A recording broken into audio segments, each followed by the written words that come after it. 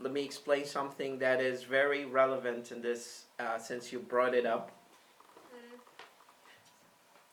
If you're talking with your husband and he's not paying attention to you, and he supposedly says, "Oh, I'm sorry, excuse me, what you said? What did you say?" And you say, "Nothing." Well, nothing means a lot, of course, since you say it as a female, and it carries multiple complications of clusters of hate and anger and depression, and also the urging thing that you want to say about. And he says, "Well, seriously, what did you say? Because I was not paying attention. Are you okay?" And you say, "Yes, I'm fine." Well, when you said "yes, I'm fine," does it necessarily mean you're fine? It just means that I hate you because you are not paying attention to me. So the idea is, this is the restricted meaning probably of "I'm fine," where you're in a restaurant, for example, and you have a cup of water that is half full, and the waitress or the waiter approaches you and says, "Do you want another fill, or do you want me to fill it up?" And you say, "I'm good," or "I'm fine." It means there is no necessity to fill up the kind of cup here for water. So the idea is that there are multiple interchangeable contexts where we can use good and fine. However, the meaning may be restricted in some contexts, like the debate with your husband, but it can be open interpretation in other contexts. So it's okay. Language is a fluid. Language is a flexible. Whatever we inherited from the classic grammar lessons and classes is not applicable nowadays in modern English, because English is and actually it's any language in the world. It's so flexible that it cannot be contained with certain context, because this context is subject to X and Y dimensions. The X dimension is the horizontal distribution of how a person here uses English and how a person in Jamaica or Costa Rica uses English. And the and the vertical is where how we used to use English in 2003 and how English has transformed dramatically in 2020, and how English will be used in the future in like 2030. Actually, some linguists and linguisticians say that the language of future may be taking the form of emojis, like hieroglyphic language, because emojis is completely transforming the way of communication among people. Like, I mean, if you look online, you see emojis everywhere. People are using emojis to refer to their sadness, anxiety, feeling, excitement, laughter, and all sort of facial expressions and emotional expressions. And that is completely a coded system of communication in and out of itself. So language expressions are not restricted to any role that we heard from our teachers. Yeah, because of this information, I got it from I think the high school, and I still remember it. That's quite interesting. Since you mentioned memorization and remembering something from high school, during high school, I was talking a few minutes ago with a professor from Wasat University, and we talked about reading, and the talk was not restricted to reading particularly, but the whole topic was kind of relevant, and we mentioned how reading habit has just deteriorated in the context of Iraq, since people lack the ability or motivation or willingness to read and improve, because they don't have access to good job opportunities, and they just don't see any validity to reading. To have a degree or To some extent, that's to some extent, of course. However, I mentioned the during our conversation this issue, and we talked a lot about habit and willingness to communicate, and things that people tend to learn. And it seems that most of the valid information that stick with people throughout their life is kind of information, kind of experiences they've had before the age of 18. And that's during, of course, high school, secondary school, and elementary, primary school. And I still actually, most of the information that I share with you right now, most of the data I collect, to be honest, are kind of sort of data that just I recall back from my early reading of English in high school, and during my before my puberty time. Puberty, if you know this word, I'm not sure, but of course. yeah, of course, yeah. Oh, come on, yeah, seriously. I'm a doctor. Okay, Did you forget? of course. It slipped my memory to remember that.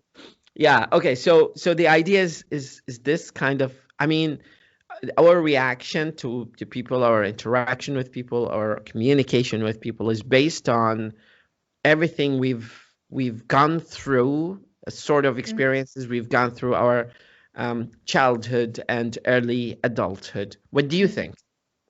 Do you have any shared memories that you still drag with you along in your 30s right now? I remember friends actually that I hope that I can see them right now. We had a group of 4 girls, and we were in the primary school, and primary and secondary. We were together in the primary and the secondary school. That's a lovely companionship. Yeah. They were very nice, friendly, and I think the last year I found one of them on internet, on Facebook. I was very glad we shared memories, and they are the group of people that helped me to learn English. Like we were listening to the music every time. I had a recorder, a small recorder.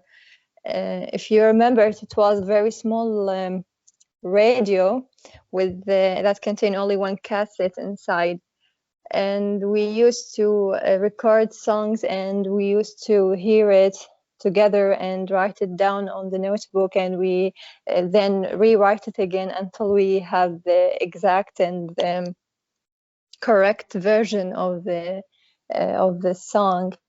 Yeah,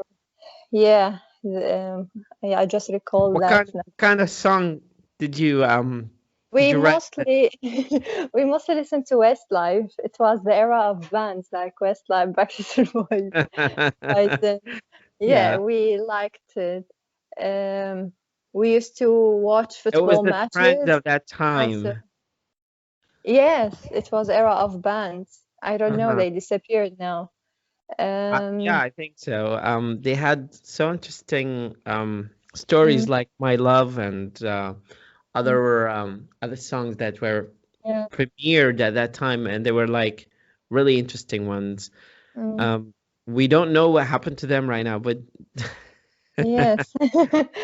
And we used to we were divided into 2 groups, like 2 of us were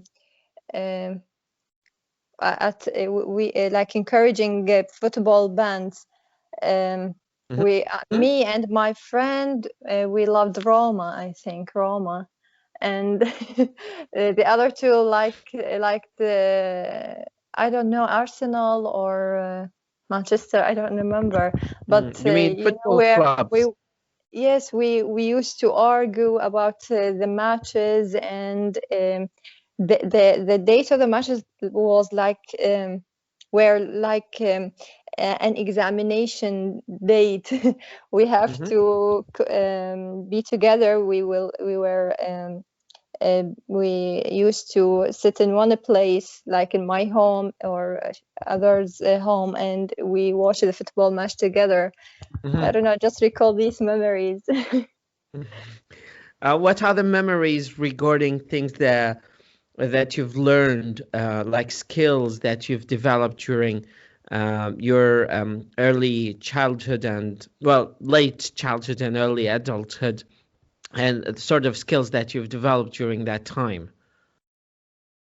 um, I remember that I have a, a a girlfriend from Palestine, I think.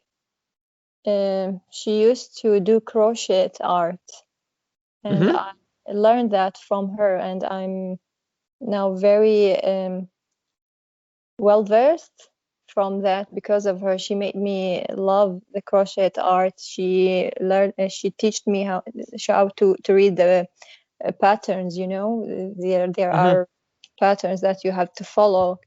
Uh, yeah, I remember that. Would you please tell me a little bit more about it, this kind of art, and Yes. what's the philosophy behind it? Um, at first, I saw that she had, we have a lesson of Quran, Hmm. uh, and she had rubbed the Quran with something like crochet. I saw it, and Hmm. loved it. I liked it. So I asked her, where did you buy it? She said, I made it. So I asked her, Wow. yeah. So I asked her to teach me. After that, I went um, to buy the thread and. Hmm. Um, what is the Sinara? Forget what is Sinara. I Sinara. think it's called the hook. I'm not quite Hook? sure I don't about know. the. Yes, I think we Hmm. bought hooks and threads, and we started. She brought me a book with the patterns, and she taught me how to read it and how to follow it. Like there's something called um, a chain or Hmm. double chain. Yes, I don't remember the names, but I know how to do it. Uh, and I started to read it, and after that, there was an internet, and we followed it online, and we watched YouTube channels that uh, education channels about it. Hmm. Uh, and I remember that I made a cover for our table, a circle cover for our table. This was my first piece.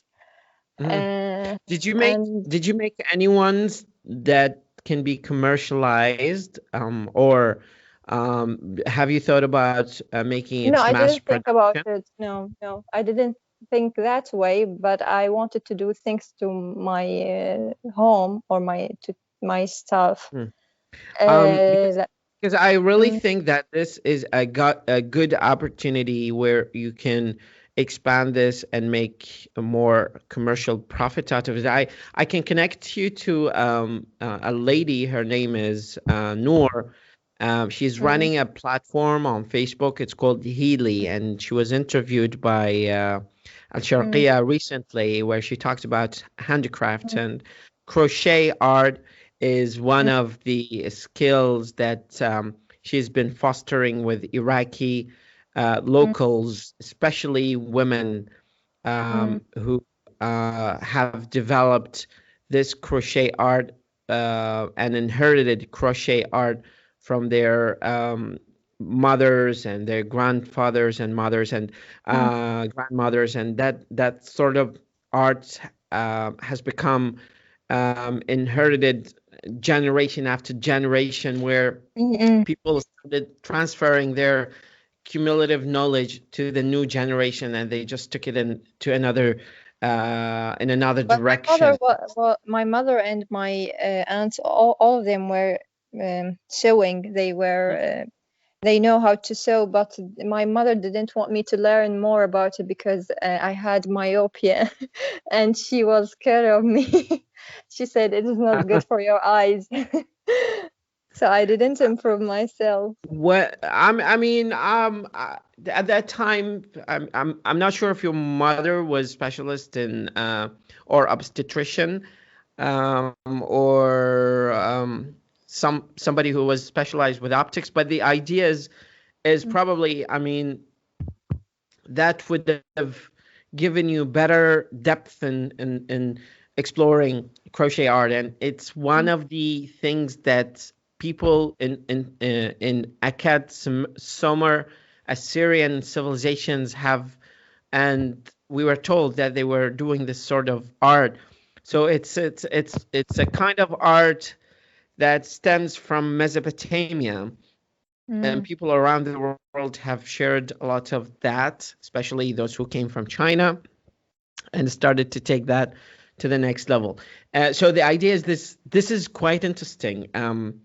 Crochet art is quite interesting, and there's reed art, REED art, and it's the kind of handcrafts that women here in local areas and rural areas in southern Iraq do from reed. Yes, Yeah, قصب.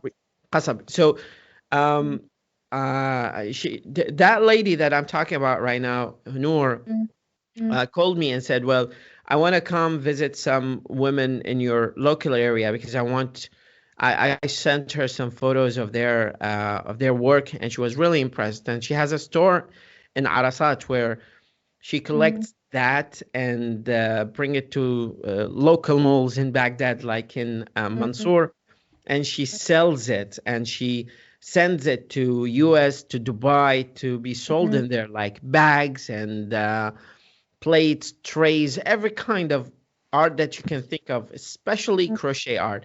She's really interested with crochet art, with rugs, and she came over and we took a tour. It didn't work as we expected. It seems that we had very high expectations, and we just faced some problems in our execution of that project. However, it's quite interesting art, and I totally encourage you to explore it more in terms of like how you can take it to the next level.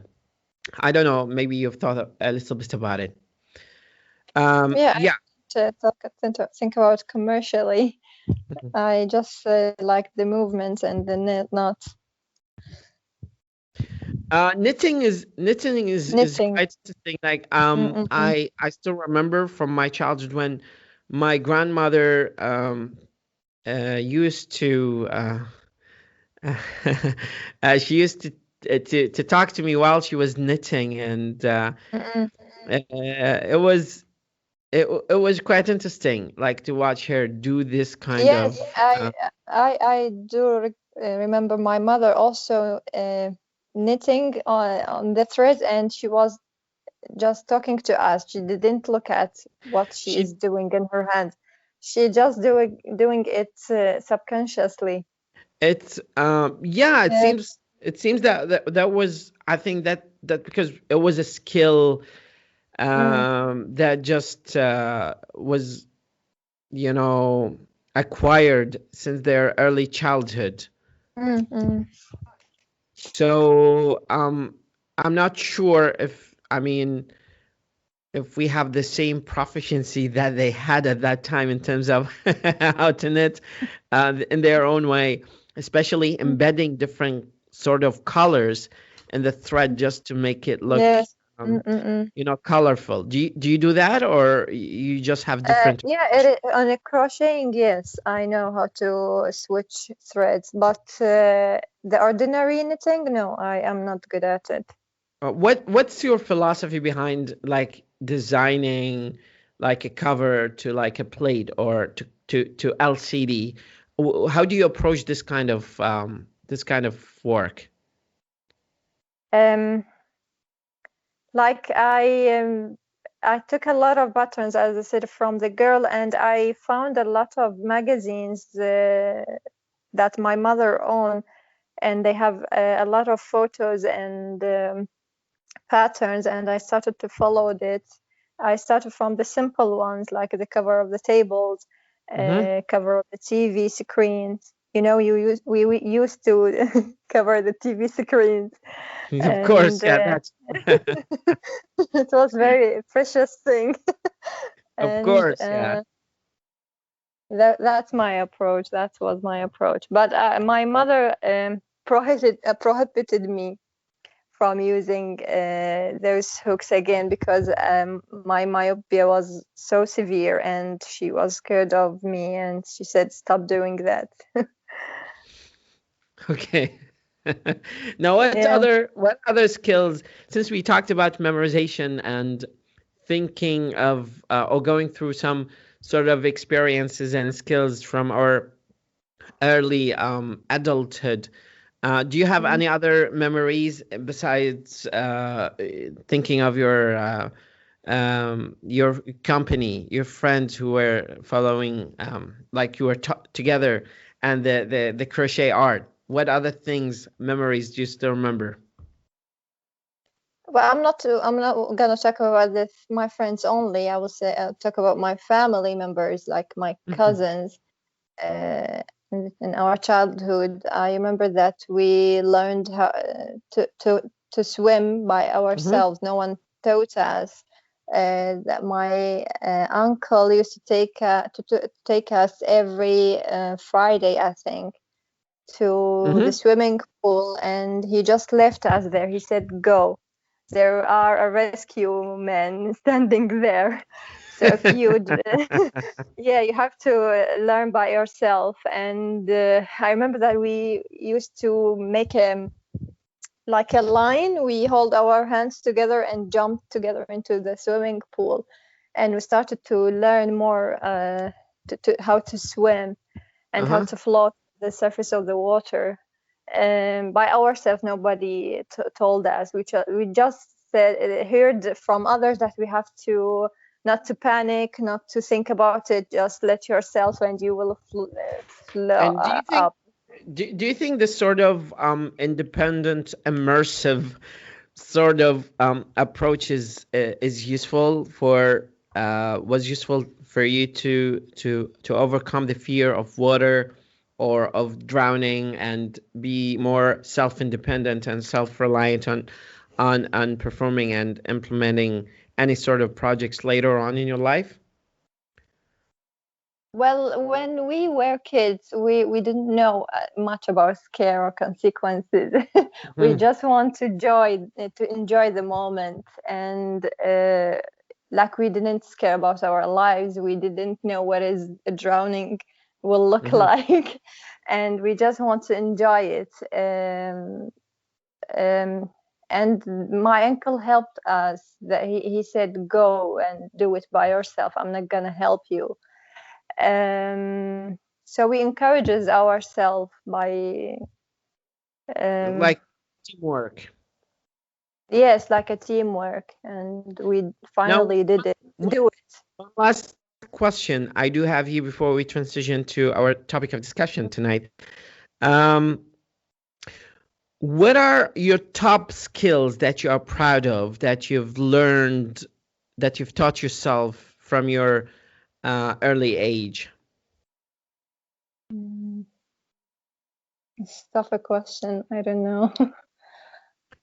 What I think it is kind of the you have right independence. now? Yes, it is.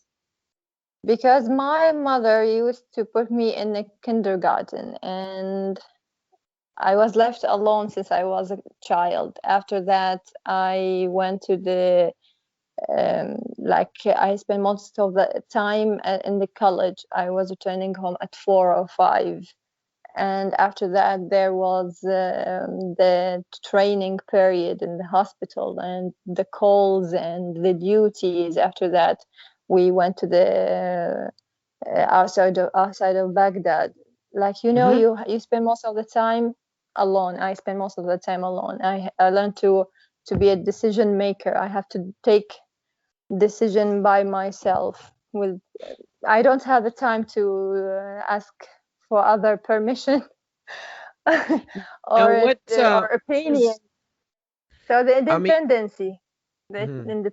yes, it is. On multiple occasions, we've talked about some difficult, challenging occasions that happened to you during your life. But I want to ask you again to tell me about one difficult occasion or situation that you've gone through by yourself when um, before studying at university, before that, like, or early into your study of university. Mm, I don't know. My memory doesn't rescue me. What do you mean by your memory doesn't rescue you? I cannot recall. I recall situations after the Huh. graduation, Give mostly. me give me an example of that, since you recall something Mm. post graduation. Like I've been in situations and places, even my father didn't take it. Like he's a military man and he didn't see people die in front of him. He didn't went so far like I went. I remember the first most call in my training period in medical city was in the burning center. Okay. Uh, which is the burning unit. Hmm. I remember that we had a friend I already knew from the university. She was, we are divided into chronic and acute doctors. Like they were Hmm. the chronic uh, resident doctors, and we were the acute Hmm. ones. Hmm. So I knew her. She was very nice and lovely girl, and she was very scientific. And the first call, I remember that we were sitting in the doctor's room, and the walkie-talkie started to make noises, and they said, "We need you at the emergency room because there are two cases." And we went downstairs. I didn't know. I didn't see someone who was burned before, so I was shocked when I entered into the emergency room. There was a What male and did you female. see? There were a male Hmm. and female. I think they were adolescents, and Hmm. they are not related, but they are different cases. The first one, which the scene that I shocked by, is that the man had, I think it was second or third degree burn, and we have to remove the excess skin, so we have to clean it. Hmm. And I remember that I saw Yeah. a tattoo of a girl in his upper, I think it was the left arm. And while Yeah. the nurses were cleaning it, the tattoo disappeared. And the skin just it skinned off. It was very Hmm. shocking scene. I don't know how did I stand it. Um, the other case was very interesting. It was the girl, and I didn't do anything because the chronic doctor said just stand here and watch and learn. And I just started to calculate the fluid because we have to replace the fluid they lose.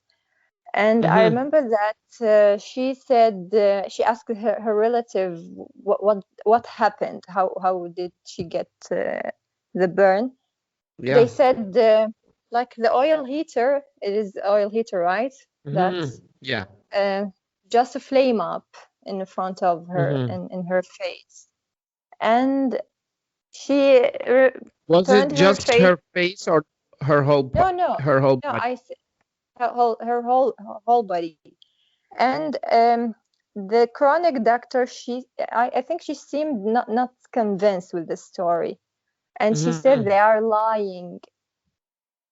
I didn't know why, but after we are finishing our duty and return back to our room, I told her, why did you say that the parents are lying?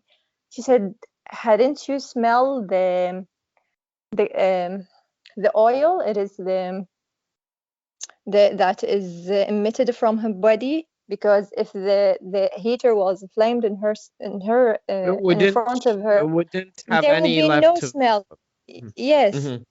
but she was that smell means that she poured something into herself and she flamed up herself.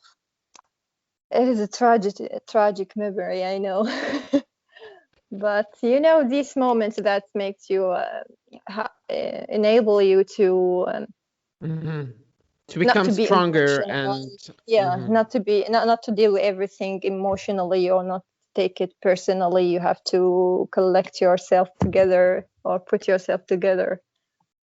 Yes. Mhm. Okay. Thanks for this lovely, diverse sort of experiences that you've had over the past years of our life together. Like we've gone through so many difficulties, actually, that countless of difficulties and challenges in our life, especially like me talking from my point of view, where I've gone through the Gulf War. I Mm, remember the early memories of my mother holding me in her arms and seeing the rockets flying over Baghdad and the kind of yes. anti-aircraft, shooting back in the sky, and it's just the whole sky is flaming black and yellow lights. And post to that, there was the 2003, the invasion, and also the civil war in 2006, and then the ISIS issue that happened, and all the complications that happened after that. So it's A lot of cluster sort yes. of complications out there. However, I think, and now recently, Corona, which is Of Corona and quarantine. and quarantine. Well, quarantine is not technically it's isolation, but I don't think it's as challenging as Corona itself and what It is happens not after. challenging to us. Like, you know, for me, I have a fixed salary will be taken at the end of the month. But what about the people who are making their living day by day? What Mhm. will they That's do? absolutely We, d- true. we That's don't have absolutely true. social services or assistance or aid or any subsidies that are available for them. I The I quarantine totally, is a nightmare to yeah. them. Yeah, I totally understand that. I got two of my brothers who do not have any payment from the Mm, government, and I could see how they were struggling mm, to make ends meet and to make a living and yes, to earn a living. It's quite challenging. It's really challenging, and it's not easy to make a living within this sort of circumstances and the complications and lack of attention to labor power um, or and labor added force. to that the fluctuation of our economic status. Like, Of course. everything is now expensive, and they the reason behind that is that they are trying to buy the vaccine. This is, Mhm. yeah, that It's doesn't make it. any sense. I mean, it's not easy to tackle all of these problems altogether, but they're all connected in way or another, and they lead back to some administrative problems out A there. So chain, it's not. a chain of bad habits. Mhm. Um, it is, and since you mentioned it, Yeah, um, so let's return back to our since discussion you topic. mentioned since you mentioned that, it's quite interesting, and I'm very excited to hear your presentation if you have uh, collected any major thoughts. I would definitely recommend that once you start reading, probably just writing down key points that you want to comment on Of course. um, during your presentation, like for example Q1, key 2, key 3, key 4. Like these key ideas are going to help you linearly collect your thoughts and present some linear, logical, sequenced sort of presentation. Not to me, because what we've been doing is just trying to get better, learning IELTS tricks and strategies to overcome any sort of difficulty for doing the test, to optimize and maximize your test result, and eventually getting the score that you're planning to get or better. So all of that can help you cumulatively to practice speaking, since I highly doubt that you speak any sort of English with your husband. And do you speak English with him? No, I only translate to him. What do you translate to him? Like if any word that he is not aware about, or he didn't know the meaning, or he wants any kind of expression, I can help. Interesting. So you think his English is in the intermediate level? Or yes, higher? he is. I think he is better than me in the vocabulary. He's good in vocabulary, but not good in grammars. You've got good amount of vocabulary, I think.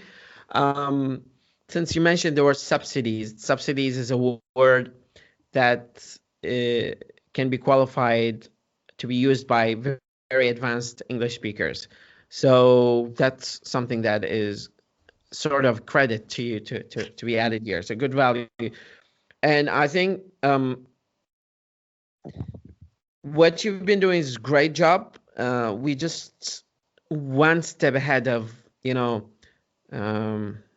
getting to the expected level of proficiency in terms of interviews, because we ultimately practice to help you sound better and more logical and clear and outspoken in front of the interviewer once they start interviewing you.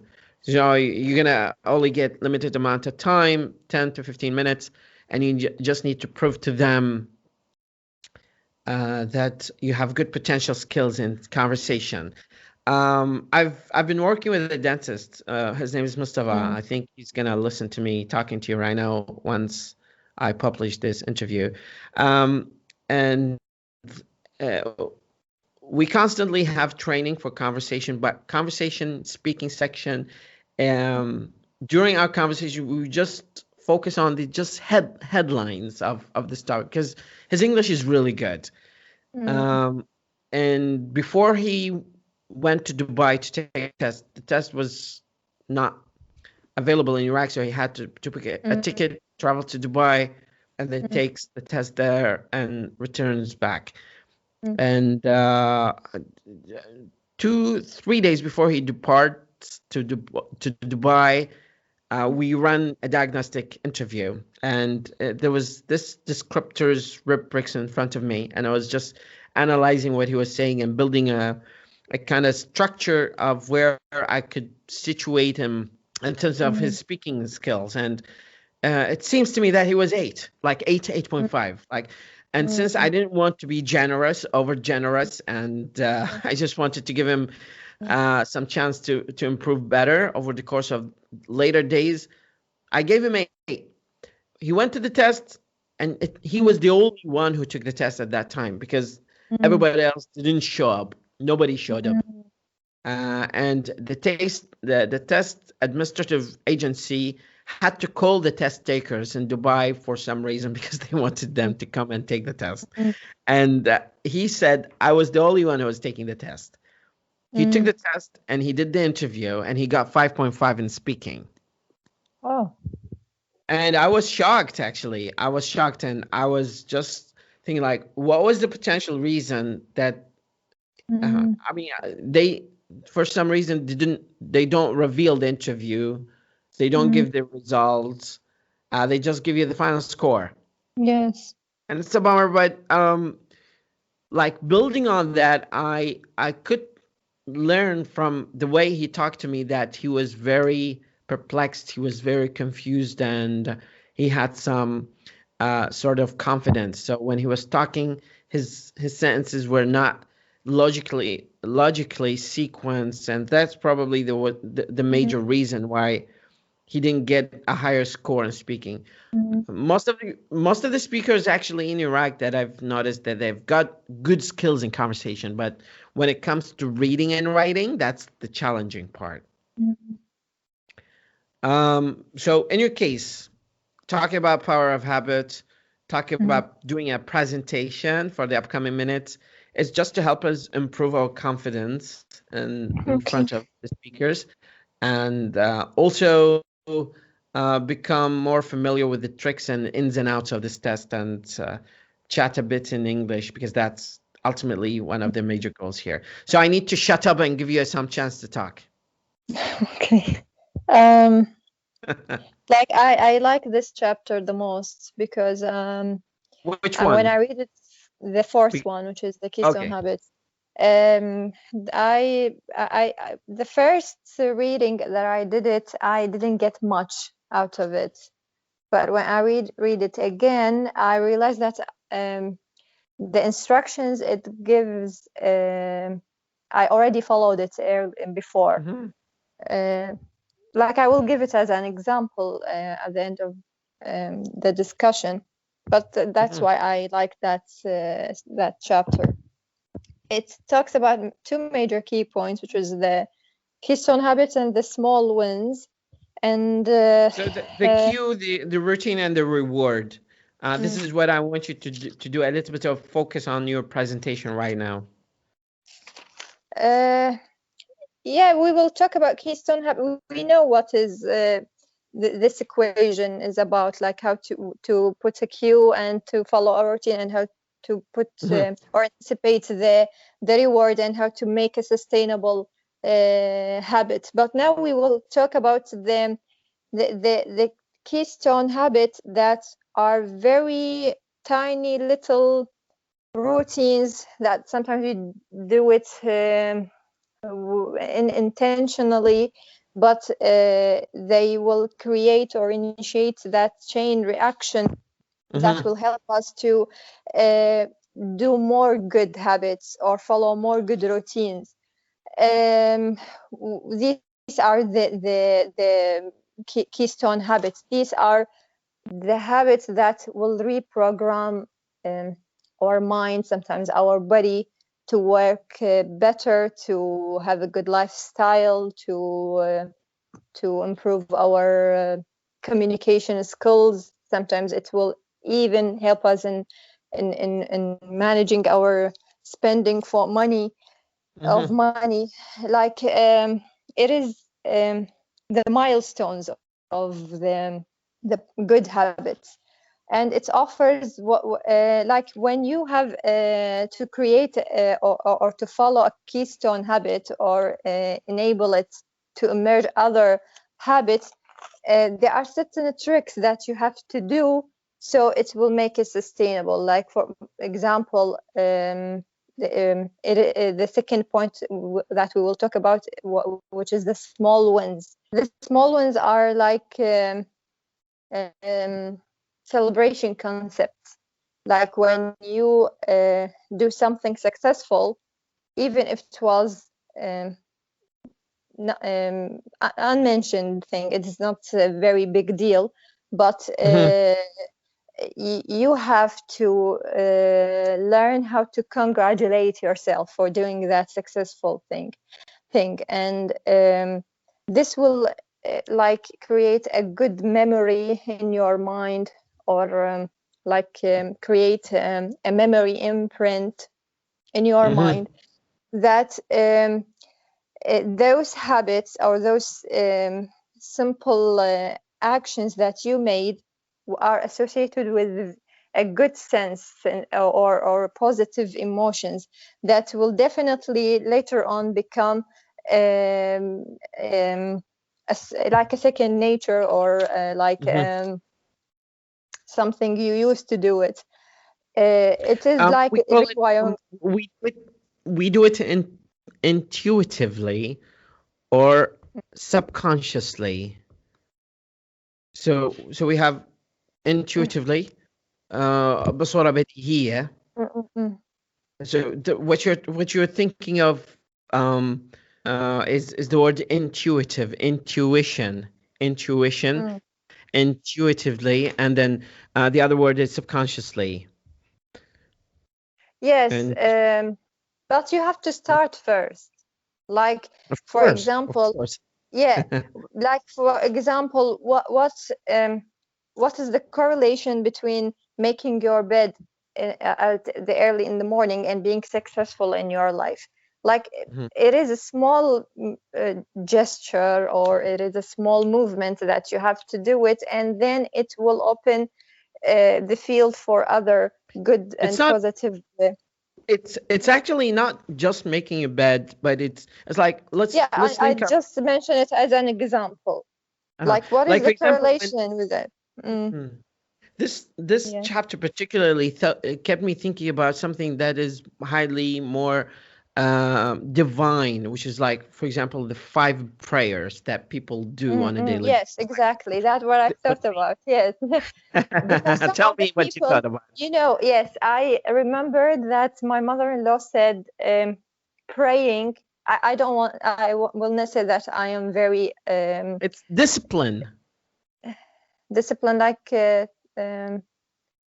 تقييم مو؟ Uh, no. This is the word discipline. Like people are disciplined. Self-discipline is self-discipline is Self-discipline. انتظام yeah انتظام. Yes, Self-discipline yes, أو التزام. yes, yes, yes. Yeah, I'm not disciplined with my prayers, but she said that the prayer is like, you have an examination and you have to go in time. I said, no, it is not that this idea. It cannot be figured out like in this frame. It is not an examination, because everybody hates examination. Nobody wants to go to an examination hall. Nobody wants to take a test. It is something undesirable. But if we say that the prayer is something you have to do, that will learn you to be committed to something. Committed. Yes, you will have this feature of commitment to something, even if it was simple, but you will do it with the pleasure. You will do it with your whole power, without feeling exhausted, without feeling bored.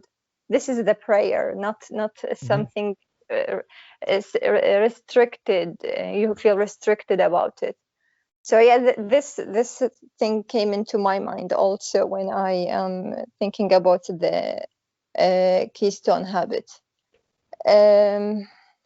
Like when you will do it in the exact time, you will learn how to, for example, be regular in your schedules, or be in your arrangements. You will go to the appointments in time. You will know how to get up early in the morning.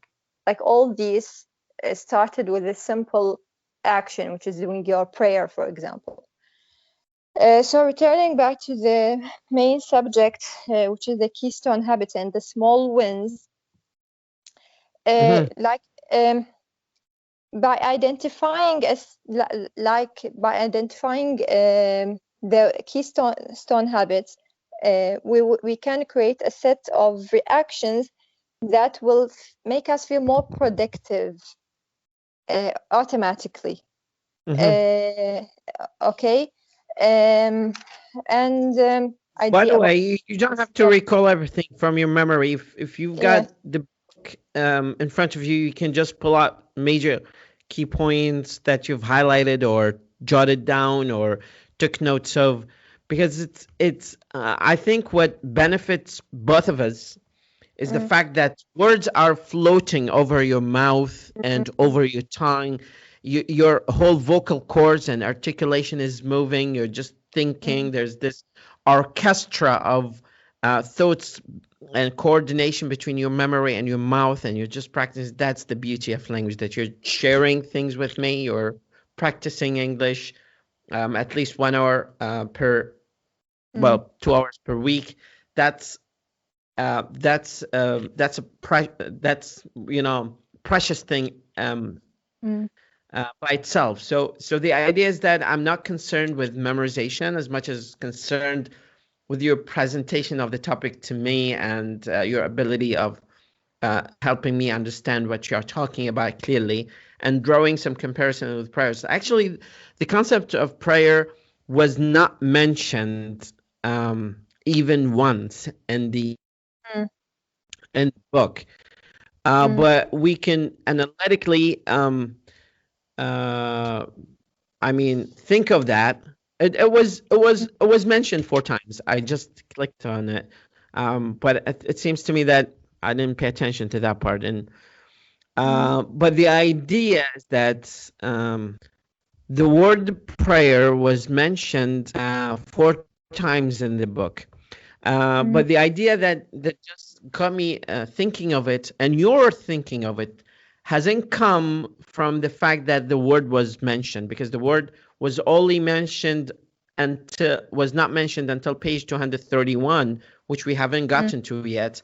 But Yes. think of the application of that principle of self-discipline, of making your bed early in the morning, is just enough to tell us that the whole divine purpose is not something of worshiping as much as of developing self-discipline to you to help you improve everything else in your life. Yeah, and So, the keystone habits, they will create or build a structure and will make patterns and a culture that will where everything can be possible after that. The people will be convinced that they can do almost anything. If they get up early in the morning, if they make their bed, then they will have, like they will get up at 8 a.m. They will have more time for exercise. Because they are exercising, then they have to be to eat well. To maybe because they want to eat well, they will learn to cook, and they will learn new cooking skills. So everything is coming sequentially. that's absolutely true. I really can't thank you enough for this extrapolation of thoughts and your digression on major key features that you've concluded analytically from reading this book, and all the niceties of things that you've mentioned earlier. Thank you so much, Zainab, for this lovely briefing of the chapter and all its major aspects here. And I can't wait to see you summarizing to me our next chapter of this book.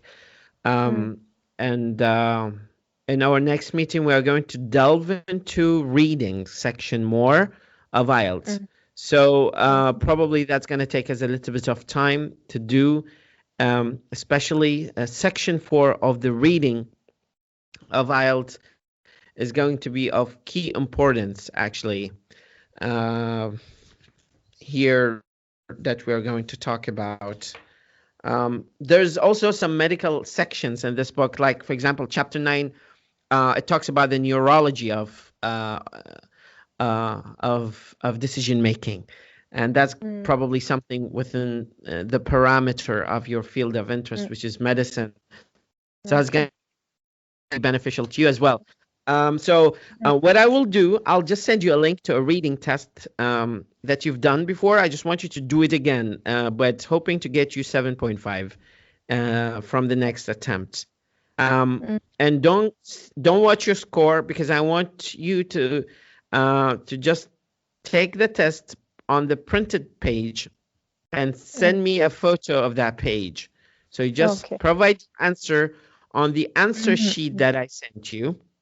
Okay. And send me a photo of that answer sheet, and we will negotiate, because I want to see the pattern of your answers, because every one of the 40 questions carries a certain indicator of where your weaknesses are, and that's Yes. going to help me. That kind of report is Mhm. going to help me find where your weaknesses are and find the matching materials that we can train you on to overcome and override the difficulty that you find in that section. Mhm. Okay. Sounds good? Sounds very good. Perfect. Well, thank you so much, Thank you. and I hope that you have a lovely evening. Thank you too. Bye. Have a good Bye. night. Sama.